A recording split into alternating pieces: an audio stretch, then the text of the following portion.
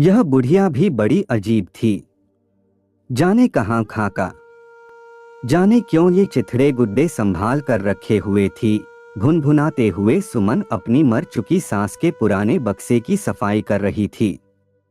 तभी सुमन की नज़र बक्से के एक कोने में मुड़े तुड़े एक तकिए पर पड़ी, जिसके किनारे की उखड़ी सिलाई से 500 का एक पुराना नोट बत्तीसी दिखाता सा झांक रहा था। सुमन ने बड़ी हैरत से उस तकिए को उठाया, हिलाया डुलाया, फिर किसी अनहोनी के डर से जल्दी जल्दी उस तकिए की सिलाई उधेड़ने लगी। अब सुमन के सामने 1000 से 500 के पुराने नोटों का ढेर था। वह फटी आंखों से उसे हैरानी से देखे जा रही थी। थोड़ी देर तक उसका दिमाग शून्य पर अटक गया, फिर उसकी चेतना लौटी।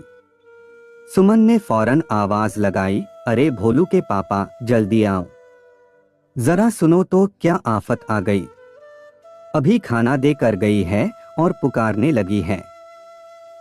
यह औरत जरा भी सुकून से खाना नहीं खाने देती है। पति झुंझलाया, अरे जल्दी आओ, सुमन ने दोबारा कहा। पता नहीं कोई सांप बिच्छू तो नहीं है। बड़बड़ाता हुआ पति वहां पहुंचा। सुमन सिर पर हाथ रखे अपने सामने 1000 से 500 के पुराने नोटों के ढेर को बड़ी हैरानी से देख रही थी। पति ने यह नजारा देखा तो उसके भी होश उड़ गए। सारा गुस्सा ठंडा हो गया। फिर अटकते अटकते वह बोला, यह सब क्या है सुमन, तुम्हारी माँ ने बड़े अरमान से हमारी गरीबी दूर करने के लिए ये पैसे जोड़ जोड़ कर अपने तकिए में रखे थे, लेकिन 2 साल पहले बेचारी मरते समय यह राज हमें न बता पाई। दिल में यही अरमान रहे होंगे कि बहू, बेटे और उनके बच्चों की इन रुपयों से गरीबी दूर हो जाएगी। पर हाय रे, नोटबंदी का दानव मेरी सासू माँ के सारे अरमानों को खा गया।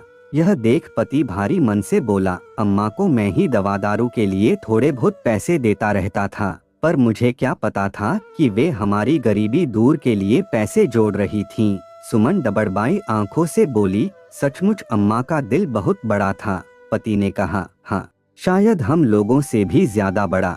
सुमन बोली, आप सही कहते हो। अब वहां वे दोनों फूट फूट कर रोने लगे, जिसे सिर्फ घर की दीवारें ही सुन पा रही थीं। नरेंद्र मोदी की सरकार ने सोचा था कि वह नोटबंदी से अमीरों का काला धन निकालेगी, पर यहाँ तो गोरा चिट्टा धन एक रात में काला हो गया था। आपका समय निकलकर हमारे साथ था, इसके लिए आपका धन्यवाद। अगली बार फिर से मिलते हैं नए और रोचक वीडियो के साथ। चैनल को सब्सक्राइब करना न भूलें। धन्यवाद और शुभकामनाएं।